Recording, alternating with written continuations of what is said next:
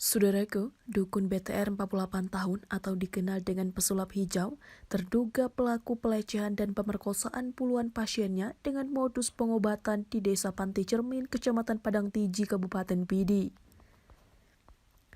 Yayasan Lembaga Bantuan Hukum Indonesia atau YLBH, Lembaga Bantuan Hukum atau LBH Banda Aceh, menangani 5 laporan korban kasus pemerkosaan dan pelecehan seksual oleh seorang dukun pesulap hijau.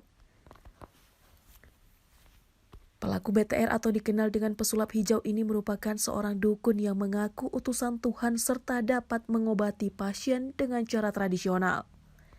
Staf Operasional Lembaga Badan Hukum atau LBH Banda Aceh Farah mengatakan, dari puluhan korban pesulap hijau, sebanyak 5 orang telah melaporkan ke LBH. Korban berusia 25-30 tahun dan rata-rata korbannya adalah ibu-ibu muda yang posisi suaminya bekerja di luar daerah. Farah mengatakan, praktek pengobatan itu sudah berlangsung selama 5 tahun dan sebelum menjalani pengobatan, pasien diminta untuk menggantikan baju dan mengenakan baju serta sorban berwarna hijau. Pesulap hijau sempat mengancam puluhan korbannya.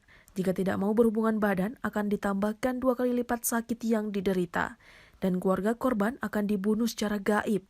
Pesulap hijau juga sempat melakukan percobaan terhadap 2 orang gadis yang berusia 19 dan 20 tahun, namun aksinya gagal.